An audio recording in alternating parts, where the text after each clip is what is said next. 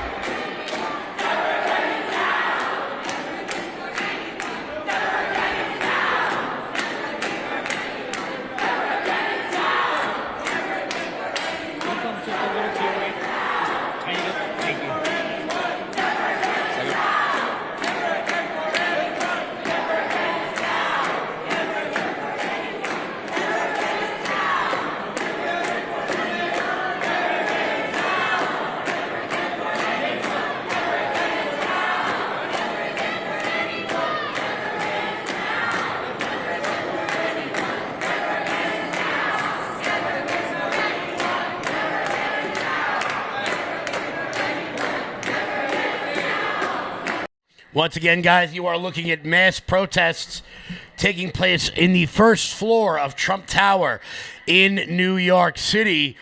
There seems to be some sort of pro-Palestine group who has taken over the first floor of Trump Tower. Now, I want to be clear, just so everybody knows, the first floor of Trump Tower is open to the public. So, while you obviously can't be doing this stuff, it is not as though they have stormed into the president's home or anything like that. But there does seem to be mass arrests taking place right now inside of Trump Tower. You don't have access to the president's home from this entrance. This entrance is on 6th Avenue. This is the public entrance. That's where you go into a lot of the stores. There's a restaurant down there. I've been there many times. You don't really have to check in, but this is the scene from inside of Trump Tower at the moment. As I said, I want to be clear. To access the apartments and where the president lives, how the president gets in, that is a separate entrance that is not open to the public. The places they are is by something called the 45 Grill, which is a small restaurant downstairs. There's a bunch of shops. I think there's a Gucci store in there. There are a bunch of different little nuggets in there. Anybody who has ever been to Trump Tower knows this area. This is, of course, the famous escalator that Donald Trump came down. We'll throw it back to Fox Now. That, as you guys can see right there on the left of the screen, is part. That is the escalator to the lower floors where the protests are taking place. The escalator you see on the top is the famed escalator that Donald Trump came down to make his presidential announcement. Let's throw it back to Fox now to see what's going on.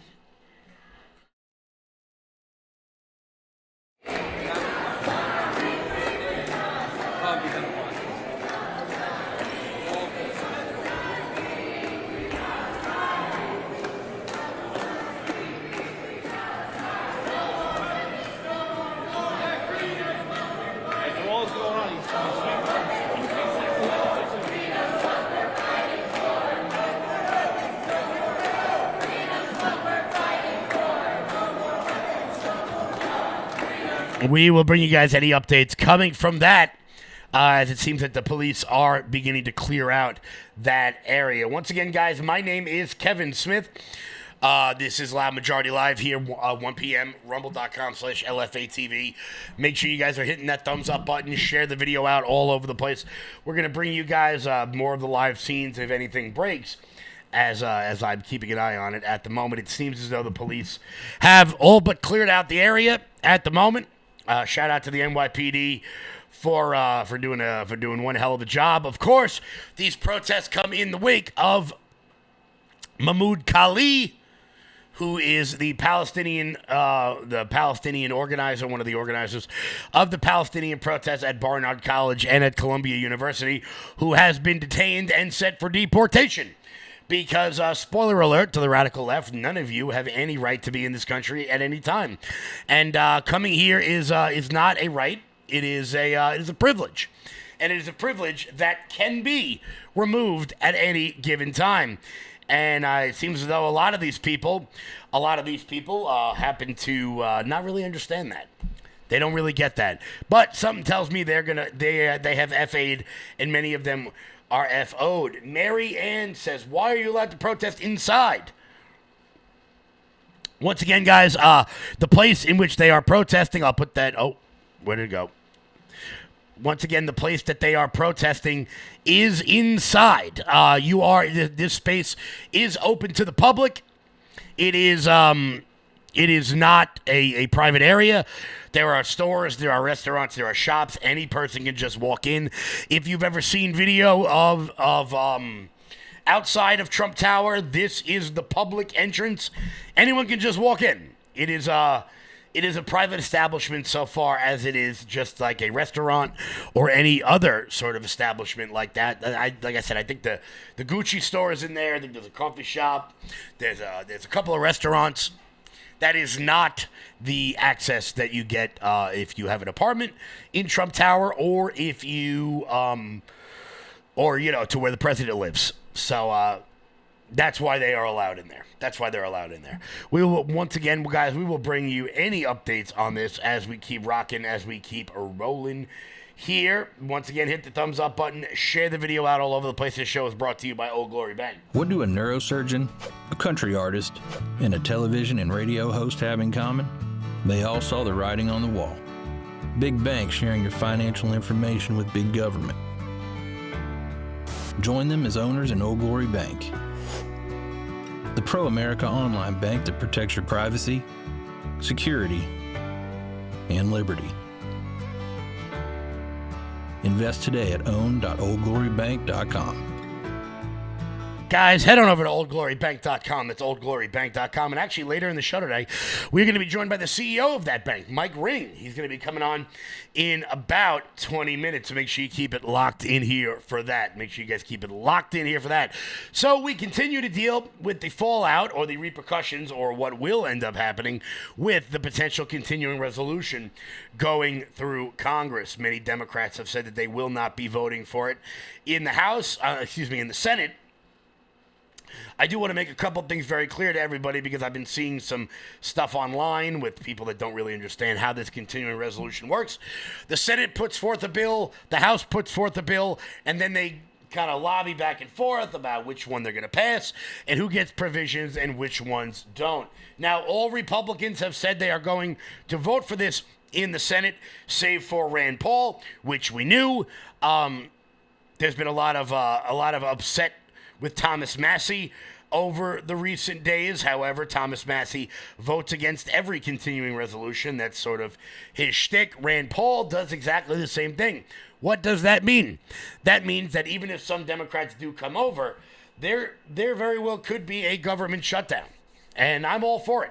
I'm all for it. As I said, the Republicans in the House have negotiated their continuing resolution. It has now been sent over to the Senate, and Senate Majority Leader John Thune has said that he will bring it to the floor. If all Republicans vote for it, and that's not going to happen, Rand Paul said he's not going to vote for it, they would need 7 Democrats to cross the aisle and come over and vote for it as well. So the likelihood of this happening is not great. One Democrat who has said he's going to vote for it is, of course, the guy who wants to be the Pope of Greenland. That would be John Fetterman. Is the Democrats are going to have the choice to vote for whether you want the cloture or the final one, and if you refuse to or you withhold your vote, you're voting about shutting the government down. And so that's always been my point. Now it's a CR that we all agree we don't like, and we don't co-sign on all of those elements. But for me, it's about we can't ever allow the government to shut down. And there are a lot of Democrats, Jake, who are in that camp right now, and it remains to be seen how long Schumer could keep them on his side. We expect that they would need at least 8 Democrats to vote to break a filibuster. That vote could happen as early as Friday morning, and that vote would just be hours before the deadline, which is 11:59 p.m. Friday night. And if it does ultimately lead to a shutdown, Jake, some Democrats are just simply worried what Donald Trump would do in that situation, having the government shut down, having Congress having to rely on Republican votes to reopen the government, how much Trump would demand in that case, which is why at the end of the day, some Democrats and Republicans believe a deal could be averted in the last minute here, or Democrats ultimately could decide to vote for this Republican bill and send it into law. So some time to play out here. But at the moment, Jake, the Democratic leader indicating he plans to fight this as soon as Friday. All right, Manu Raju, thanks so much. So the vote will be coming over the course of the next couple of days. Chuck Schumer has said that he plans on blocking whatever piece of legislation comes through. So Democrats suddenly in favor of government shutdowns. I know Republicans, many Republicans, myself being one of them, are sitting there going, all right, shut the damn thing down. There's no skin off my behind. It's not going to change how I feel about it. I didn't like continuing resolutions when Joe Biden did it. I don't like them when Donald Trump does it. I am not one of these people that is suddenly just going to like something because we happen to be in power. Moreover, because it will be voted on by basically every member of the Republican conference, Democrats are going to have to own the fact that they shut down the government until they come back around. Moreover, while the government is shut down, Donald Trump will be able to decide who is essential and who is not, making the Doge cuts even easier. Even easier. Will Democrats back themselves into that sort of corner? Crockett admitted to shutdown in an attempt to stop Doge. Trump just needs to declare it essential. Absolutely, 100%. 100%. And look, as I said, as I've been, the name of this show should almost be the 80-20 issue at this point. Democrats have continued to back themselves into the 20% corner.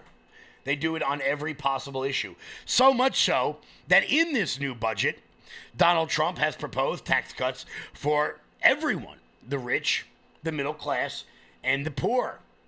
No tax on tips, no tax on overtime, no tax on Social Security. Things that would have an actual impact on your everyday American. And yes, will billionaires get their cut? 100%. 100% they will. Which shouldn't be a problem. Because apparently Democrats can't stop themselves. They can't physically stop themselves from demonizing success. Howard Lutnick, the new the new Commerce Secretary, came out yesterday and said that he plans Donald Trump plans to remove all taxes on any person making under $150,000 a year. So when Democrats come out, and you know they're going to, when Democrats come out and they want to rage against the billionaire machine and they want to say Donald Trump is not doing anything for poor people, just remind them of this clip. But it sounds like you're saying, trust us. And are you worried that at some point Americans are going to feel like there's a bunch of billionaires in Washington who are playing Russian roulette with our retirement? $2 trillion deficits don't bother you at all. How could you ask me, while we're running a $2 trillion deficit, and not care? You're destroying the people who have run this country before, are destroying the future for my children and my children's children. I can't have a 50, 75. We have a $36 trillion deficit. And we used to run deficits of $400 billion. Now $2 trillion, everybody's like, who cares? I tell you what, who cares? Donald Trump cares. And when we balance the budget, you know what that means? That means our deficits stop. Interest rates come smashing down. His goal is to have external revenue. You know, the way I think about it, we all are so used to paying taxes. We're so used to it. We have like Stockholm syndrome. You know, don't stop the Internal Revenue Service, God forbid. How about this? The rest of the world leans on our economy, breathes off our economy. Not only is our economy $29 trillion GDP, but we consume $20 trillion a year. We are the buyer of everybody's stuff. We buy everybody's stuff. So who's more important, the people who sell stuff or the people who buy stuff? So we are the buyer of everybody's commodities, products, goods and services. Everything comes from us, right? Let them pay a membership fee. We all understand that model. Let them pay. How about we, you and I, and every single person we know pay less? How about no tax on tips? How about no tax on overtime? How about no Social Security? How about all those things? These are the kind of thoughts that will change America. I know what his goal is. No tax for anybody who makes less than $150,000 a year. That's his goal. And that's what I'm working for. That's his goal. Basically, no taxes on anybody making less than $150,000 a year, which would, of course, look, I want to be clear about something. I'm not going to sugarcoat this fee, and I'm not going to blow smoke. If they did this, it would blow out the deficit. However, perhaps, and I think many people would agree with this, is that if we're going to take out deficits, if we're going to deficit spend, it should at least be on the American citizen. It should at least be on us. Our money should remain in our pockets. And perhaps, just maybe, just maybe, if we took in less money, it would give some impetus for those in Washington, D.C. to go, oh no, maybe we need to put less in the budget because we're taking in far less money. Just a thought. But hell, what do I know? I am but a minor peasant. But so you know what, Democrats? Go ahead. Come out against these sorts of cuts. Come out against no tax on tips. Come out against tax cuts for people making less than $150,000 a year. Come out against seniors getting tax cuts on their Social Security. Do it. 80-20 issue, we win again. You suck. That's the Democrat way. Donald Trump is putting forth policies that are actually popular. And here's what they're going to do. Here's what Democrats are going to do. They're going to pretend that because billionaires also got a tax cut, because millionaires will get a tax cut with the SALT deduction, that you're also not being helped. Elon Musk getting a tax cut does not hurt me in any way. Just as me not having to pay taxes on tips does not hurt Elon Musk in any way. As a matter of fact, me not having to pay so much in taxes gives me expendable income that I can then use, which is then taxed in the form of sales tax. Not seeing any real issues here. I'm not seeing any real issues here. But the Democrats will continue to fight this because they have backed themselves into a corner. They have backed themselves into the Donald Trump said it, so it must be bad corner. The next, I don't know, 20 years of Republican rule is going to be absolutely spectacular. Guys, we'll be back with more of this in just 1 second because Donald Trump sat down only moments ago with the Secretary General of NATO and basically said, look, we are done footing the bill for the totality of the world. Before we get to that, Mike Lindell. I'm excited to announce that we're having our first ever mega sale on overstock clearance and brand new products. For example, save over 50% on this season's flannel sheets. Queen size only $59.98. Kings only $69.98. They sell out fast every year, so order now. Save 20% on our brand new My Crosses. They're designed in the likeness of the one I've worn every day for over 20 years. They come in men's and women's, and they're made right here in the USA. Get our 2025 six-piece My Towel sets for only $29.98.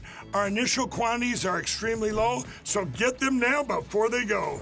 And our best-selling standard My Pillows, just $14.98. So go to MyPillow.com or call the number on your screen. Use this promo code to take advantage of our first ever mega sale. But wait, remember that $75 free shipping rule? Well, that ship is sailed because right now, every order ships absolutely free. Guys, head on over to MyPillow.com, promo code LOUD. That's MyPillow.com, promo code LOUD, for up to 80% off everything on the website. Check out their mega sale over there, MyPillow.com. Use promo code LOUD at checkout. And it's so funny because of all the things that Donald Trump has done, the one thing that people seem to be the most upset about is the upsetting of the natural global order of things. That's not how we do things around here. That has been the claim they've made. While Donald Trump has sat back and said, well, maybe it's time to do things a little bit differently. Of all the things he has done, of all the things Donald Trump has done, the upsetting of the global order has been the one thing that has grinded their gears more than anything else. So when Donald Trump invites the Secretary General of the UN into the Oval Office and lets him know that the sugar daddy of the world, the United States, is done paying everyone's bills, it really grinds people's gears. When I first went to NATO, my first meeting, I noticed that very few people were paying. And if they were, they weren't paying their fair share. There were only 7 countries that were paying what they were supposed to be paying, which was, yeah, it's even worse. Could be even worse. But there were just very few countries that were paying, and even the paying, it was at 2%, which is too low. It should be higher. It should be quite a bit higher. But you had Poland, and I remember Poland was actually paying a little bit more than they were supposed to, which I was very impressed with. They've been actually terrific, and some of the others. But most of them weren't paying, or they were paying very little. And I didn't think it was appropriate to bring it up there, but I said it's going to be brought up at my next meeting. And my next meeting, you know, the first meeting you want to give them a little break. The second meeting, it began, and I was able to raise hundreds of billions of dollars. I just said, we're not going to be involved with you if you're not going to pay. And the money started pouring in, and NATO became much stronger because of my actions and working along with a lot of people, including Mark, but they would not pay for other presidents, and I don't think other presidents even knew that they weren't paid. I asked, first question, has everybody paid up? And literally, I mean, they told me 7. You could be right, it could be 3, but that makes it even worse. But they just weren't paying. And I said, no, I won't protect if you're not paying. If you're delinquent or if the money isn't paid, why would we do that? And as soon as I said that, get a little hit from the press because they said, oh, gee, that's not very nice. But if you said the other, nobody would have paid. And the money started coming in by the billions. And, you know, hundreds of billions of dollars flowed into NATO, and NATO became strong. Yeah. And you remember that. Your predecessor, who I thought was a very good man. Absolutely. Actually. Jens Stoltenberg. He sends his best greetings. He was terrific. Stoltenberg, Secretary General. Great and man. He made the statement that when Trump came in, the money started coming in like we never saw before. Hundreds of billions, actually probably close to $600 billion came in. And NATO became strong from that standpoint. And now we have to use. And NATO became strong from that standpoint. Now, obviously, if you guys watch this show enough, you know that I'm a bit of a NATO skeptic, which really upsets some people. Most of them coming from a prior age where you were never ever allowed to say anything bad about NATO. But you know what? I think that it would be more beneficial to NATO if they paid us, considering we're the ones providing their defense. That's just me. That's just a feeling I have. I think that if we are going to be the ones providing your defense and guaranteeing, being the guarantor of your security, that maybe we ought to get something in return for it instead of being the ones who pay and the ones who provide the security. It's very odd. If you hire a security guard, you pay him, not the other way around. But some people do not like that sort of setup. They don't like it at all. And what are you going to do? What are you going to do? Guys, in just a second, we are going to be joined by a good friend of mine, Mike Ring from Old Glory Bank. As you guys know, this show is sponsored by Old Glory Bank. I'm a huge fan of what they're doing. I think they have really, they've really taken a huge step in creating the idea of a parallel economy. Because look, we can make our own everything. We can make our own restaurants. We can do all the sorts of things that we want to do to be able to protect American values and stand up for American values. But unfortunately, a lot of the times, you have to go through the traditional forms of banking. And the guys over at Old Glory Bank, John Rich, Larry Elder, Ben Carson, and of course Mike Ring, have done an amazing job providing another platform for America First Patriots, for conservatives, where they don't have to worry about being debanked, where they don't have to worry about all the nonsense that we've seen over the course of the last several years. So guys, do me a favor and hit that thumbs up button. Share the video out. We got big numbers today. We just hit the key marker, baby. We just hit the key marker, and we're going to be right back. We're going to be right back with Mike Ring from Old Glory Bank. Alrighty, guys, we are back. I'm super excited to welcome in my next guest. He's been on the show before, but we haven't heard from him since he testified in front of Congress about something that I know that all of us are very focused on. Everybody, please say hello to the CEO of Old Glory Bank, Mike Ring. Mike, how are you? I'm great, Kevin. Thanks for having me back on, my brother. Absolutely, anytime. I say to people all the time, I'm always fascinated that I'm talking. That we on the right here have actually, gotten to the point in a parallel economy that I can have the owner of a bank on my show. Well, I look at it. I'm honored as a boring bank executive to be on your show, so I see it just the opposite. Absolutely. So, we haven't heard from you since you testified before Congress about debanking, which is something that we've heard a lot about. We've heard a lot of stories about it. Certain people got debanked. We know Mike Lindell got debanked. We know that some of the people involved, that were at the Capitol and random stuff or random people seem to be pushed across the debanking world. A new phraseology in our culture war lexicon. So why don't you tell everybody a little bit about what happened when you testified before the Senate, what they thought, what really happened there? Because I'm sure that was the first time a lot of them had heard of this concept as well.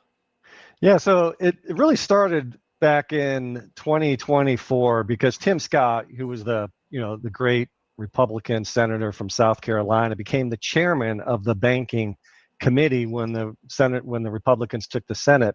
And he had been really upset, like many of us were that banks were debanking crypto. And I've been preaching for years, that we actually created Old Glory Bank because of banks debanking conservatives, but crypto was also a real thing. And before that, in 2013, the Biden administration caused the regulators to debank the 2A space. So debanking has been going on a while. No one's been talking about it.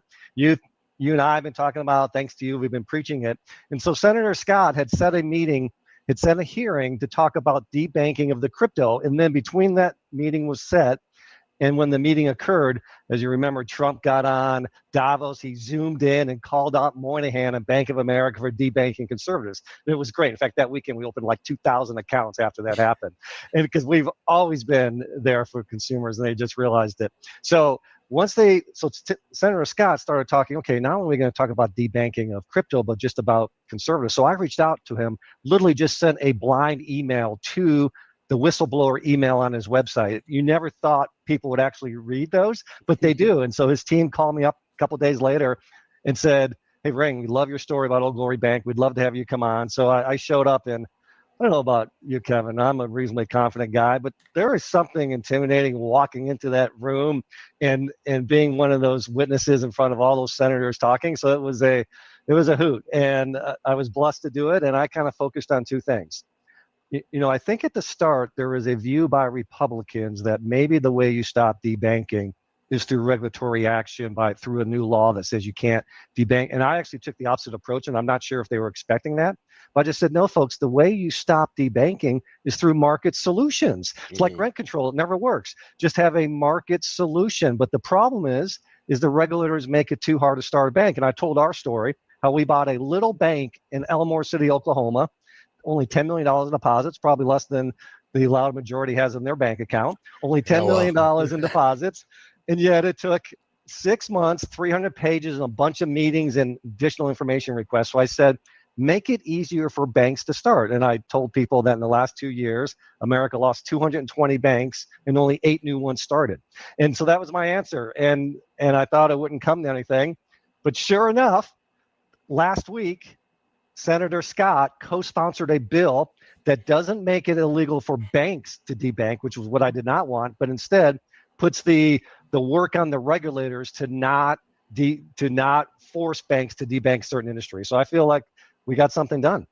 Oh yeah, I think that a lot of what this new administration is going to be. I know people want everyone to rip the Band-Aid off in one shot, but a lot of this is going to be incremental. I tell people all the time, it took 60 years for this neoliberal, neoconservative blob, this uniparty to mess up the works. Anybody thinks we're getting it done in 50 days. You should definitely get a job in government because nothing gets done in 50 days. I don't care what it takes them till 4:30 to get coffee. But it is great to see because for a long time, we've always said, oh, build your own thing. Build your own thing. You don't like the super, you don't like the store down the block because they believe in X. Open your own store. And for a lot of people, I'm sitting here going, well, I can't just open an airline. I can't just open a bank. I can't just start a YouTube. I can't, I'm sitting here coding, making my own YouTube. So when Old Glory Bank popped up, I was sitting there thinking, finally someone who's just going to be a bank. And I don't want to hear the rest of the stuff. I don't want to hear the nonsense because it turns out we just need more, not only banks, but more banking options. I feel like those community banks, they don't exist anymore. And we see that a lot with all industry when it comes to consolidation. The big ones, scoop them all up, and then you're left with almost no options. So it's great. That's why I was so excited to partner with you guys, because I think that this is going to be one of the things that we have to really promote. Yeah, and we're really honored to be your partner. I think it's okay to tell your audience we've since become friends. I think you're one of our customers. Hopefully we're treating you well. In fact, I think I heard you even got a CD. So oh yeah. Yeah, so thank you for that. But this is not financial advice, but I personally believe everyone should have CDs. Lock in the interest rate now because hopefully interest rates go down soon, and I can afford to buy a home sometime prior to death. But yeah, actually, we're already seeing the trend. 2025 was a tough year for mortgages, but we did more new home loans in the first 3 months of 20. And we're not even through, just the first 2 months of 2025, we're only bigger than we did all last year. So it is coming back. Interest rates still aren't as low as they were a few years ago, but I think people are saying that they're probably going to be here for a little while. So, again, we're not here to push mortgages, but now is the time to look at it. But what you were saying about community banks is exactly right. And the way we look at the world is that community banks used to be based on a physical location because you could walk in and you had to walk in to do your banking. But as you've talked about in the show, your bank is always in your pocket when you bank at Old Glory Bank. We have the best products and features. And so we consider the community to be our values and what we care about. And we act like a community bank. People can get me on the phone. People can send me an email. I always give my personal email out. It's Mike Ring, nothing magical, Mike Ring at oldglorybank.com. You can our people that you talk to are in Durant, Oklahoma. They're not offshore. We have all the products and features you want. And you know I got to brag about Old Glory Cash In, Kevin, because of our middle America customer. They get cash. They want to deal with cash. You don't need a branch to walk into. Of course, you can't deposit cash on your phone like a check. So we have Old Glory Cash In. Walk into one of 88,000 locations and deposit your cash. You know, it's so fun. Out of all the stuff you just said, what I love the most is that there's an actual human being on the other end of the phone. Because I've long said any company that just has a customer service department I would shop if there was like an ulterior to like Amazon and they had a human on the phone, I could hit 0 and go directly to the human. That's all. It's the only place I would go, because it's just sometimes you know, it's not part of the selection. It's nice to be able to converse with a human about the stuff that you need. So that's probably one of my personal favorite things that I think if more companies let me ask did, you, they Kevin, would be better off. What do you hate more, an offshore call center or a bot? And because I actually hate the bots more than the offshore. I think I hate the bots. Yeah. Definitely. And sometimes I was calling someone recently and I just had to say, it was about an IT issue actually, to say, I don't mean to embarrass you, but are you a human or am I talking to a bot? And they say, oh no, I'm a human. But I'm like, okay, let's show me show your energy. So on that, we pick up the phone in less than 10 seconds. Monday through Saturday, 8 to 8. Yeah, no, it's so funny how we've gotten so technologically advanced that we've actually gone backwards.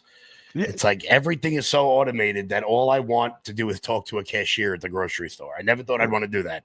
That's all. That's so wrong. I want to do. So you started up a new podcast, which I'm really excited about. You just put out episode 1. It was a couple hours ago. Why don't you tell everybody about that? Because I know there's so many, at least me, coming up in not in finance, but wanting to know more about money, how money works, what money does, because so many people don't really seem to understand exactly what is available to them when it comes to finance. I say it all the time. Talk to me about crypto. I'm falling asleep. I'm going to pass out. I don't understand any of it, but if there's more people doing shows like that, giving people the opportunity to really learn, I think that'd be beneficial for everybody. Well, thanks, Kevin. And it was so funny about this is I've only done like a couple podcasts as a guest. One of yours I've now done twice. I'm not even on social media, so I'm certainly not one of those people who is forward leaning. But from what I've seen since we've started Old Glory Bank, and I've started doing some media hits, and then we had a little success when we were up on the hill, when I was up on the hill speaking, is that people actually do want to hear from me about Old Glory Bank. And so the name of our podcast is PSL. As we always say, there's no DEI, there's no ESG at Old Glory Bank. There's just PSL, privacy, security, and liberty. And those 3 words really encompass everything Old Glory Bank means. It's about your privacy, it's about your security, both protecting your data, but more importantly, protecting you from government. And it's about liberty, which is the whole purpose of the free economy. And so it's called PSL, and I'm going to talk about different issues, and a lot of it could be finance, but I'm actually going to do what no bank regulators do, and that is actually uncover the secrets of banking. And I know it's going to get me in trouble, but I don't care. I'm always flying too close to the sun. In fact, I even said that at the Senate, that no bank stands up to the regulators like Mike Ring does at Old Glory Bank. And so my first episode is about the Bank Secrecy Act, and it came up when I was at that Senate hearing. And I'm going to give you, I don't want to put you on the spot and make you uncomfortable, but I'm going to ask you a question. From a reasonable perspective, Kevin, what do you think the Bank Secrecy Act is about?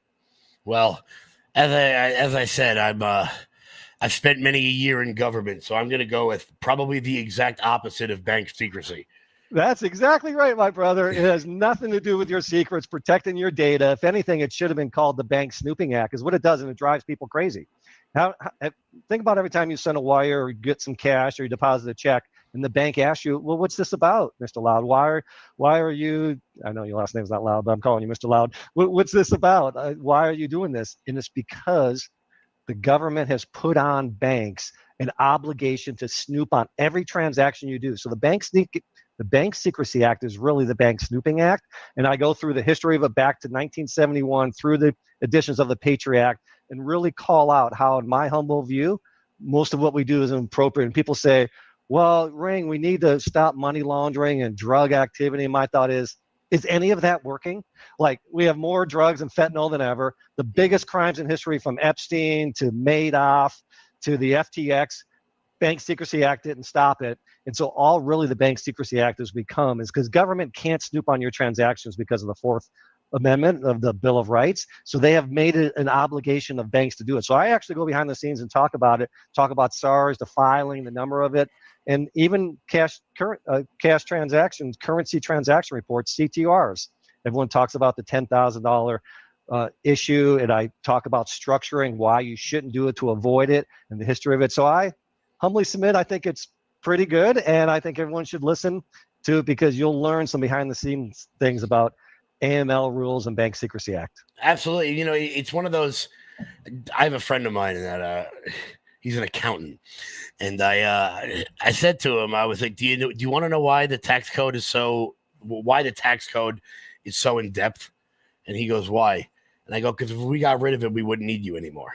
And he just looked at me very confused, and I said, yeah, because most people think that, oh, it's so complex that I'll never understand it. So I'm so happy that you're actually breaking some of this stuff down so that regular people can understand what's going on. I mean, every person has got their niche. Everybody, and there's so few people out there talking finance, banking, money, anything that happens, in Lower Manhattan. And to my mind, I think that if we had more, I don't even want to say transparency about it, but just more public knowledge. Education. Why does Congress lie to people? Why would they call the Bank Secrecy Act when it has nothing to do with secrecy? I even bring up on the podcast, like the famous Joe Biden Inflation Reduction Act. Had nothing to do with inflation reduction. It was a green spending act. Exactly. And so, when on the merits? Why does Congress have to lie on us? In fact, I'm going to put you on the spot right now, Kevin. I would love to, once I get a few episodes under my belt and I don't embarrass myself, I'd love to have you on, and we'll make that the L of the PSL podcast, Liberty, and we can talk about your story and how you came to be such a proponent of liberty and freedom. Absolutely. I would love to, because, there's so much when it comes to this, whether it's like whether it's Glass-Steagall, whether it's the bailout in 2008, these were gigantic CFPB, this bullshit. These were gigantic moments. I mean, I'm 35, so I always say that I was a housing market baby. That was my event, where my parents were Kennedy and my grandparents were Pearl Harbor, and everyone has that moment. The people that were a little bit older than me had 9/11, but my big let's pay attention to what happened here was the housing market crash in 2008. And that's when everything started to swirl. And that's, I feel at least, was the moment that everything started to get political. And we moved away from how do we stop that from happening again to the immediately into the culture war stuff. And I feel like not a lot of it got fixed. And I would love to discuss that further. I got to tell you, that is a really good perspective, one I had not really thought of. We all remember 2008, and after that, they tried to stop making banks too big to fail. But actually, the opposite has happened, like always happens. Now, the big banks keep getting bigger. The small banks keep disappearing, while we lost 220, and it makes it impossible to start a new bank. So I'm going to save that, and really, it is the pendulum always swings too far. So they came out of 2008, and they did banking laws that have hurt small banks and made it difficult. So when I am lucky enough to have you on, we're going to talk about the ramifications of 2008, what came after it. Because my seminal moment was the recession during Reagan in the early 80s, because I got a couple of years on you. Yours was 2008 for sure. Yeah, no, it was, that was it. Is that it? And also, I think when you see the sort of populism boiling up on both the left and the right, I mean, I went down to Occupy Wall Street back in 2008. I was there for a few days. I mean, I jumped on the train and went down to see what it was all about. I don't want to say I was like part of it, but I feel like a lot of those people that were at Occupy Wall Street. Is that where you met that beautiful wife of yours? Is down in Occupy? Yeah, I'll never know how you got that beautiful wife. Yeah, I don't know how I did it either. But they, it was. I went down there to check it out, and I feel like a lot of those people from 2008 became the Trump voter of today, the sort of, how would you say, socially liberal, fiscally conservative, populist movement that we're bubbling up, not only here, but all over the world, whether it's Brexit or it's Narendra Modi in India or it's what's happening in South America. I feel like that all happened from that moment. That was the crux of it all. So I would love to talk about that. Yeah, I'm not sure if you've ever really, you're always so busy interviewing other people and doing topics. It would be great to actually hear your story about that moment. So we're going to make that happen in the next couple of weeks. Do you have a booker I need to call? No. I just called Tiffany. She'll handle it. She handles everything between us. I love it. But so two good things you've done for us, Kevin, in addition to putting us on the show a couple of times. Thank you. You introduced us to one of our new colleagues, Tiffany Savage. She goes by Savvy, and she's been doing great here at Old Glory Bank, and she's one of our marketing managers, and she's fabulous. So thank you for that. I just on that, I think that is what Elon has done more than anything else is opened up opportunities for people who I've only met her once. Wow. In person. Twice, excuse me. But like, we're like best friends. And now we're able to make all these connections and put people in the right places that would have never happened before. And I think that, so Elon, if you're out there, my friend, thank you. But Mike, I want to thank you so much for coming on. What's the name of the podcast one more time? PSL, Privacy, Security, and Liberty. All righty, guys. Check out Mike Ring's new podcast. I can't wait to say. First of all, I can't wait to be on it because we're going to have some fun. Absolutely. But, guys, go check out the PSL podcast and go to oldglorybank.com. Make an account, get a CD, do all the good stuff. Check out their parallel economy building bank. I'm excited about it. I can't wait to I can't wait to continue this partnership, Mike. It's been great. Thank you, my brother. The freedom economy only takes 8 minutes to open an account. Absolutely. I'll see you around soon. Thanks. All righty, guys. We will be right back. When big banks decide who gets access to America's financial systems and who doesn't, who do you think gets left out? Middle Americans who proudly wave their pro-America values. Cancel culture in banking is corrosive. It limits your participation in a vibrant, free market economy. Fortunately, you can fight back. You now have the opportunity to invest in the bank that's investing in a fair American banking system, one based in freedom.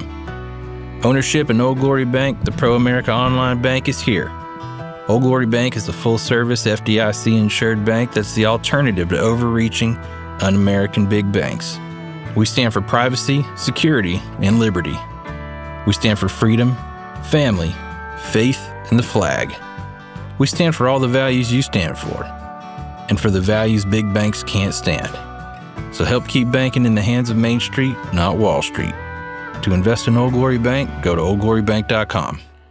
I want to thank Mike Ring for coming on the show. As always, guys, a proud sponsor of The Loud Majority is Old Glory Bank. Guys, go to oldglorybank.com. Look, this is not financial advice.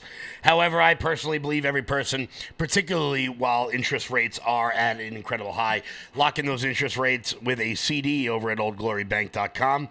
Once again, that's not financial advice. I got to make sure I say that for the lawyers. But it's just a personal opinion. It absolutely can't hurt if you lock in those rates now. Giddy up, let's go. Guys, hit that thumbs up button. Share the video out all over the place. I hope you guys really, really enjoyed that. Once again, I'm going to be on Mike Ring's podcast coming up very, very soon, which I can't wait for. Talk some finance stuff with him. It's going to be a really, really good time. Yes, no, I am not. I am not.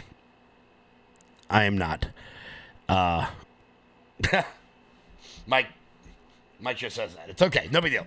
Once again, guys, head on over to oldglorybank.com. That's oldglorybank.com.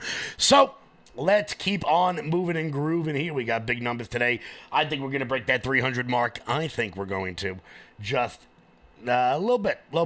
So more financial news as the Cheesecake Factory shuts down after a Seattle location Cheesecake Factory shuts down after 23 years. Now, why do I care?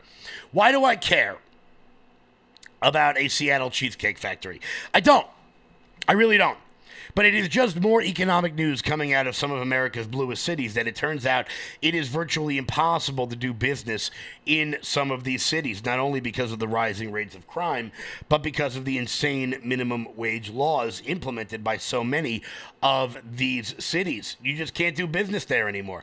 And we're seeing more and more companies flee out of many of these blue areas. Now, we saw the original Starbucks shut down in Seattle. We've seen small businesses shut down in Seattle. This is going to be a continuing problem that many of these blue cities are going to have to deal with as they come into the new year about what they are willing to do to their own worker base, to their own consumer base, if they are going to choose to stay open. It's frustrating to see because a lot of people, they got their first jobs at a lot of these chain restaurants, whether they're Applebee's or Cheesecake Factory. A lot of these places continue to shut down. It is not good. It is not good. But some things that are good, some things that are very good, would be some of the stuff coming out of the EPA, which is something that I never, ever thought that I would say in my entire life. Probably one of the most boring institutions around. Before we get to that, guys, head on over to lfatv.us.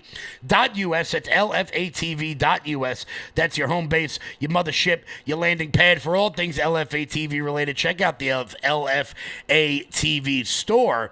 And while you guys are there, consider becoming monthly donors over at LFA-TV.us. That's the best way to support this network and everything we've got going on over here. That's how we keep the lights on. This is user-generated content, and we cannot do it without your support. Make sure you guys are hitting the thumbs up button, hit the like button, hit the share button, wherever you may be watching. Make sure you are following all of the pages. That is the best way to stay up to date with everything we've got going on. So, the man, the myth, the legend Lee Zeldin continues to expose the nonsense coming out of places like the EPA. I was a little bit worried, I got to be honest with you. I was a little bit worried when Lee Zeldin took over at the EPA that he was going to get mired in a wall of paper and we were never going to hear from him again. However, my expectations, I guess I didn't trust that Lee knew exactly what he was doing, as he always does. Here was EPA Administrator Lee Zeldin talking about the amount of nonsense they have discovered at the EPA just in the first 51 days of the Trump admin. Today, I'm pleased to make the largest deregulatory announcement in U.S. history. The Environmental Protection Agency is initiating 31 historic actions to fulfill President Trump's promise to unleash American energy, revitalize our auto industry, restore the rule of law, and give power back to the states. EPA will be reconsidering many suffocating rules that restrict nearly every sector of our economy and cost Americans trillions of dollars. Our actions include the Biden administration's deeply flawed Clean Power Plan 2.0, mercury and air toxic standards, Quad O BC, particulate matter 2.5, light, medium, and heavy car and truck rules, NESHAPs, and the so-called social cost of carbon. To advance cooperative federalism, EPA will partner with states that were universally rejected by the last administration's Good Neighbor rule. Among many other actions, today's momentous day also includes the 2009 endangerment finding, along with all actions that rely on it. I've been told the endangerment finding is considered the holy grail of the climate change religion. For me, the U.S. Constitution and the laws of this nation will be strictly interpreted and followed. No exceptions. Today, the Green New Scam ends, as the EPA does its part to usher in the golden age of American success. Our actions will lower the cost of living by making it more affordable to purchase a car, heat your home, and operate a business. Jobs will be created, especially in the U.S. auto industry, and our nation will become stronger for it. From the campaign trail to day one and beyond, President Trump has delivered on his promise to unleash energy dominance and lower the cost of living. We at EPA will do our part to power the great American comeback. I've got a feeling that this will not be the last we see of Lee Zeldin in American politics. I'm just going to roll the dice on that one and say that's probably a serious idea. I don't know. VP Lee kind of sounds like it has a nice little ring to it. I'm not saying. I'm just saying. Before we close out today, guys, we're going to show you a clip of Scott Jennings being Scott Jennings. But before we get to that, guys, head on over to loudmajorityusa.com. That's loudmajorityusa.com. Sign up for the newsletter. Check out our shop. That is the best way to support this show, support this movement and everything we've got going on over here. We've got a huge sale happening. As a matter of fact, if you go on, let me see, can I pull up, boom, where we got the website? Where is the website? If you guys go on the website right now, boom, there's a little sale button right there. You click on that bad boy, and it will bring you to a whole bunch of sale items we've got over at the Loud Majority. But if you want the regular stuff, if you want all the good stuff, guys, we keep pumping out new products for you guys every single day. You can get your Make America Great Again hats. You can get leggings and sweatpants. You can get all stuff for the dogs. You can get your Trump Vance lawn signs. All that good stuff over there, guys. Go to loudmajorityusa.com. That's loudmajorityusa.com. So Scott Jennings, I think at this point, Scott Jennings is like 250-0 against the idiots that they keep putting up against him on CNN. As we close out today, let's just laugh at more of Scott Jennings being Scott Jennings. I'm assuming you agree, because as a Republican strategist, you wouldn't have advised him to go in front of the White House and drive a Tesla. Wait, why? Because of course I would have. You know why? Because if I were advising a Republican president, I would say, let's support American companies that have thousands of American workers and thousands more workers who make indirect products for it. Yeah, I think it would be a good idea if American companies did well under my administration. Okay, so you're going to go ahead and support a billionaire but not support the American worker and not necessarily... Who do you think makes Teslas, Sochi? American workers. It's good if But it's Tesla very does much well, as American Jana workers do well. mentioned, You think it's a Elon quid builds pro them all quo. in his basement? They got factories all over the place. Including in China, but, you know. Yeah. Do they not have thousands of Americans? The visual of him driving a six-figure... Did Joe Biden drive a Jeep Rubicon around the South Okay, Lawn? a six-figure car Where do that they make those? is owned by a billionaire in the White House. Stellantis is giving The billions of UAW dollars had a to- stake in it, to- and the to UAW Biden. gave money to Joe Biden, and they supported Joe Biden. You're saying one hand. Well, you're talking about the UAW. You're kind of making We're a talking point about about a the workers. billionaire who is in it's the not federal unusual. government making cuts and making business deals that end up benefiting himself. Well, a lot of those it's a UAW miracle look I've for never Donald seen Trump. Democrats so excited to tear down an American company or companies the way they are right now. It's crazy. I mean, come on, CNN. You got to find somebody to at least challenge him at this point. It's almost not fair. It's almost not fair. Scott, feel free to run for senator in Kentucky if you want. I'm sure the American people would love to help you. Guys, it's 2 o'clock. I want to thank everybody so much for tuning in. Head on over to oldglorybank.com. Head on over to loudmajorityusa.com. Check out all that good stuff over there. I want to thank everybody so much for tuning in. And until tomorrow, everybody, stay loud.